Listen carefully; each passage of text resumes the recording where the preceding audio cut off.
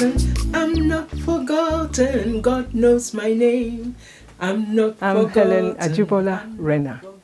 I was born in Accra, in what was then the Gold Coast, a very long time ago. In fact, I'm a very old woman. I was born in 1933, and at the time we lived in the center of Accra, near where the post office is. But while I was still quite young, we moved to what was then a suburb of Accra called Adabraka. And that's where I spent my life in Ghana. We came here to go to school, to go to secondary school. I was already going to the most prestigious secondary school in the Gold Coast then, Achimota School, Achimota College, it was known then. And, but there was no further education, no university in the Gold Coast then. So if you wanted to go to university, you did have to go abroad. But my parents wanted us to have the advantage of a British public school education. And so that's how we came to be coming here. Both my parents had been to school here, still in colonial times. So this was, of course, just after the war. The name of the ship was called Apapa, which is named after a town in Nigeria. And this was on her return voyage from the maiden voyage. So it was a new ship. And we had to travel from Accra to Takoradi, where the harbor was, to join the ship. There wasn't a proper harbor in Accra. If you were getting on a ship from Accra, you had to go by rowing boat from the land to the ship before you were winched in by what was called the mammy chair, which was very dangerous. So we were glad that we didn't have to do that. We went in a bus. We hired a bus that took us from Accra to Takoradi.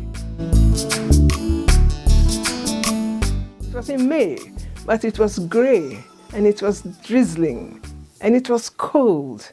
And I can't remember which dock we went to, but we disembarked, and they took all our luggage was going to be delivered to Lime Street because we were going on the boat train to London. And my uncle came to meet us and took us to have a meal. And I sort of vaguely remember somewhere by Central Station that there was an overhead railway line. But all the buildings were black. All the buildings, you know, all of the Three Graces and everything was black. And I just couldn't get it out of my head that buildings could be black. Because when we left the Gold Coast, buildings were white, yellow, pink, you know, any color you can think of but black. And that, of course, was from the soot, from industry and from houses, that the coal fires, the soot from the coal fires, made all the buildings black. I mean, people born now wouldn't know that all those buildings were black. And so it seems strange that they've built, like the new Liverpool Museum, they built a black building when in the past they had to spend a lot of money to make the buildings that had gone black as proper, a natural color again. I went to Guy's in 1954. No, it was 1953. And at the time, before then, Guy's Hospital, Medical and Dental School only took men.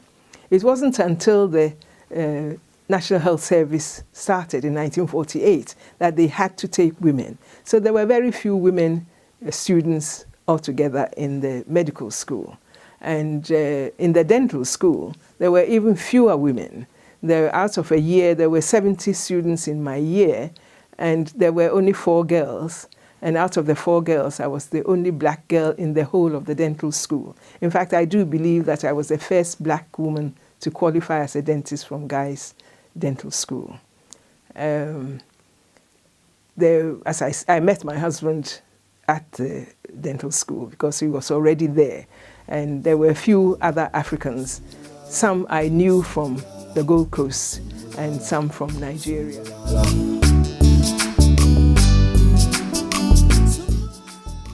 I shared a flat with one of my other brothers in St. John's Wood, and then I moved out and shared with one of my friends from Achimota School as well. We had a flat in Kilburn, and then some of our other friends got flats in the same. I think there must have been a landlord who had bought a lot of houses along there and was turning them into flats and hiring them out to people, and that's where we got our flats. Now, in those days, those were the days when they advertised flats to let, no blacks, no Irish, no dogs. So when you were looking for a flat, when you got through to the landlord or whatever, you told them that you were black. Because you don't want to arrive there and then be told no blacks, no, all that has been let already. Because that was the other thing that they used to do, that they'll say, oh, it's been let already. That happened more often if the landlord was living on the premises. But we were lucky that we got this flat.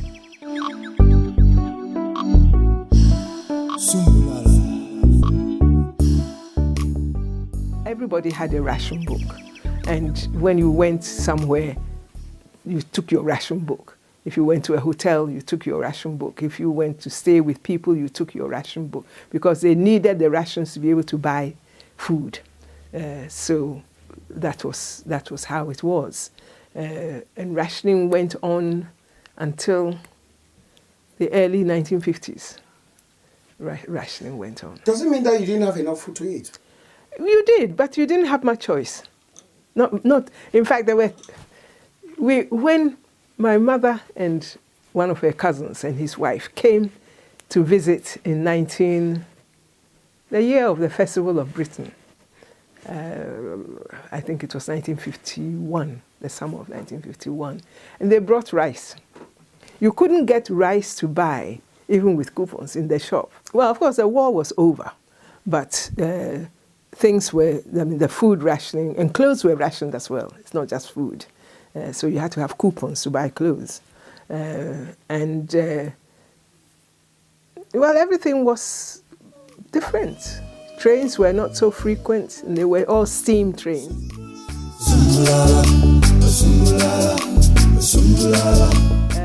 As I said, my husband is from Sierra Leone, and his family is partly from Ghana, because their family name used to be Helen Renner, and the Awunas came from the Ewe part of Ghana, and that's how they got the name Helen Renner. They have lots of relatives in the Gold Coast and in Ghana now who are Helen Renners. We have 2 sons and 1 daughter. We had my daughter is in the middle, so there's peace. If you have 2 boys close together, if you have 2 boys close together, they fight. And whoever is number 3 has to look out, because they see the 2 fighting, and they wait that they have to be able to dodge. And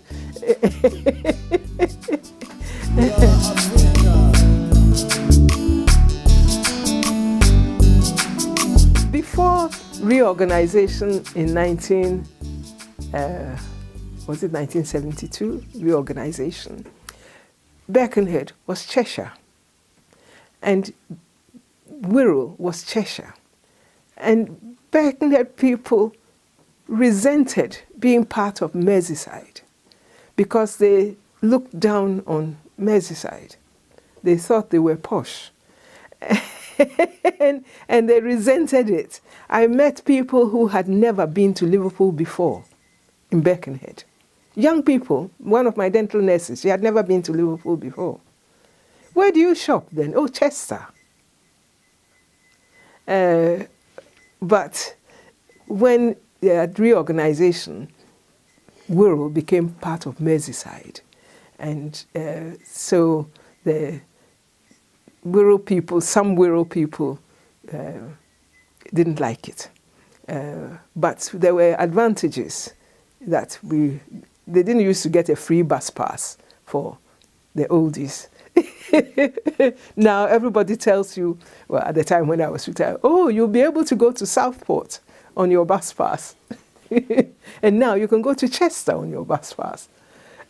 So there were advantages. The things that were being given to Liverpool because of poverty and things like that were also being given to the Wirral. Sumbulala, sumbulala,